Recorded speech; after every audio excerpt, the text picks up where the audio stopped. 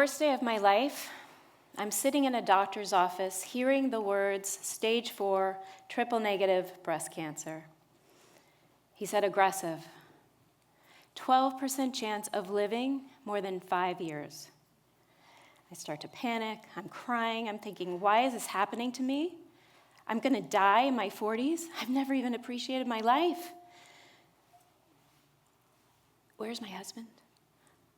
All of a sudden, there's chaos coming from the hallway. I turn, and there's my husband, Larry. He's pushing a wheelchair with my mom in it.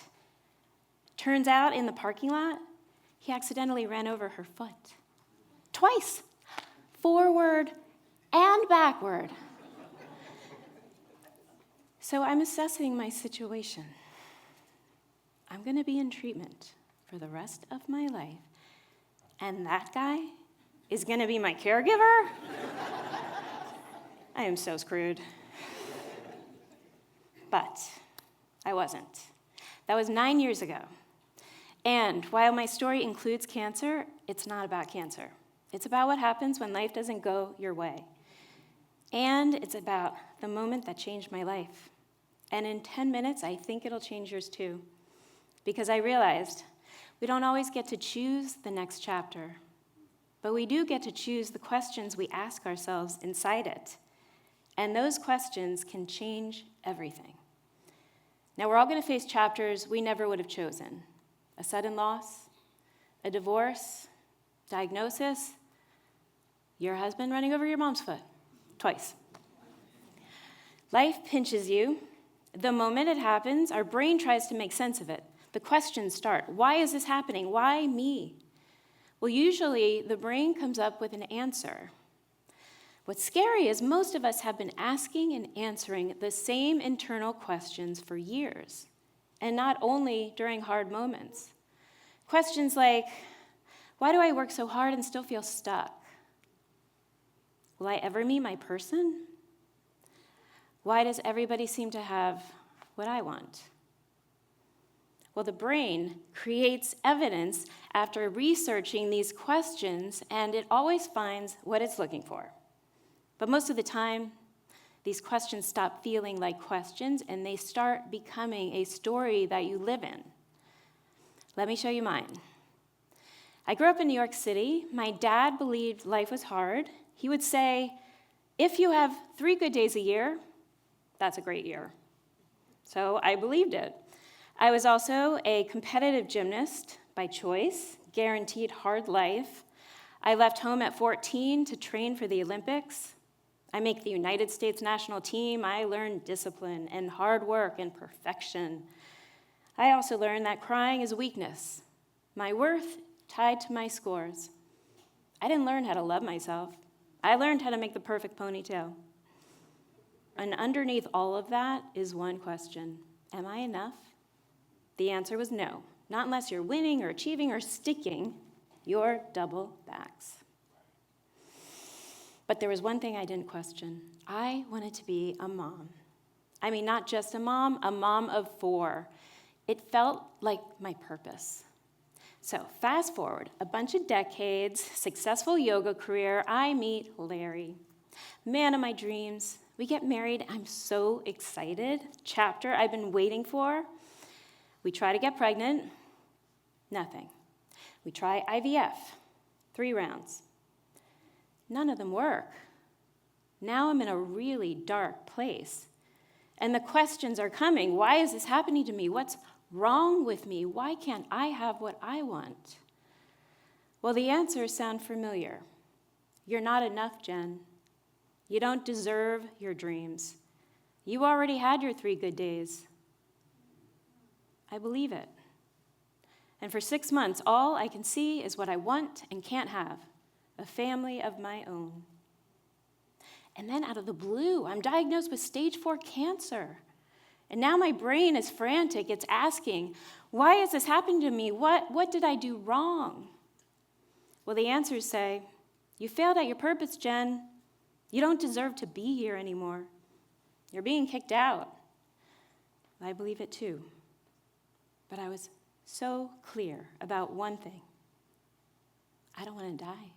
I mean, I really don't want to die. It felt like I never even lived yet. So I asked for help. Now, I am a Jewish, Catholic, Buddhist woman. I am a Jew-boo, whole other TED Talk, but I did what any Jew-boo would do on their deathbed. I pray, I beg, I bargain, I have a spa day. Somebody had to answer. Please let me live. Show me to the right doctor. I promise I will give back forever. Well, I finally meet an oncologist who's calm. He goes over my treatment plan. He says, chemo first, surgery, radiation, more surgeries. And then he says, we're going to have to remove your ovaries. You're never going to have children. But I want you to know, if you had gotten pregnant, most likely it would have killed you.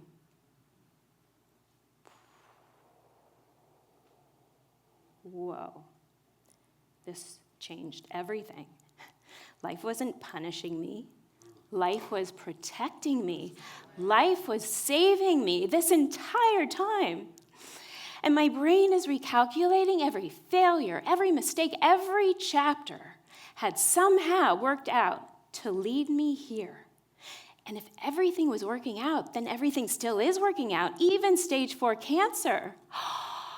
Could cancer be working for me? I walked into this office seeing cancer as my punishment. I'm walking out believing cancer is my gift. Same life, same facts, different question, different story. Viktor Frankl, psychiatrist and Holocaust survivor, he wrote about this. He said, between stimulus and response, there's a space, and in that space is our power to choose a response. Well, I stepped into that space, and I found a different question. Instead of, why is this happening to me? I asked, what's in this for me? What's in this for me? Well, chemo begins. I'm terrified, but I try out my new question. What's in this for me? Chemo is healing medicine trying to save your life. Thank you, chemo. I have to lose my hair. What's in this for me? Do you know how much money you'll save on hair products? That's all I got. I had to lose my breasts. What's in this for me? Perky boobs that won't try to kill you. I mean, that's a major upgrade. I'm not saying this makes life easier. Pain is still pain, and loss is still loss. I didn't know if I would live or die. But changing the question, it changed what I started to see. For so long, all I could see was what was missing, what I didn't have. And now, all I saw was what was here, what I had. I fell in love with life. Whether I was on the beach or sitting in Los Angeles traffic, I was alive. What a gift. And for the first time, I start loving myself. For real. Because underneath all of that striving and proving and performing, there was someone in there needing love. Me. So I loved her back. All of her, even the cancer. 4 months into treatment, I was cancer-free. That was 9 years ago. I've been cancer-free ever since. So, cancer was one of the best things to happen to me. Not because cancer is good, and I'm not saying a question cured my cancer. But asking, what's in this for me, brought me back to love, back to gratitude. 2 superpowers I didn't know I had.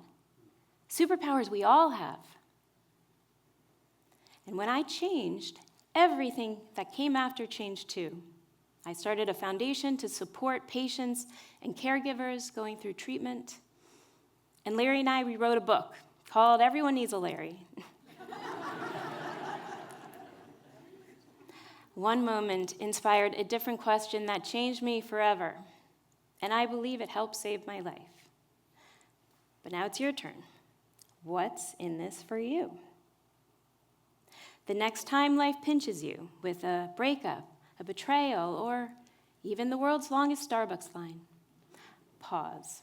Step into the space and ask, what's in this for me? Because the questions you ask yourself become the stories you live in. Oh, by the way, my mom, her foot healed, and Larry stops the car completely to let everybody out before he drives forward or backward. We don't always get to choose the next chapter, but we can still love being alive in every chapter.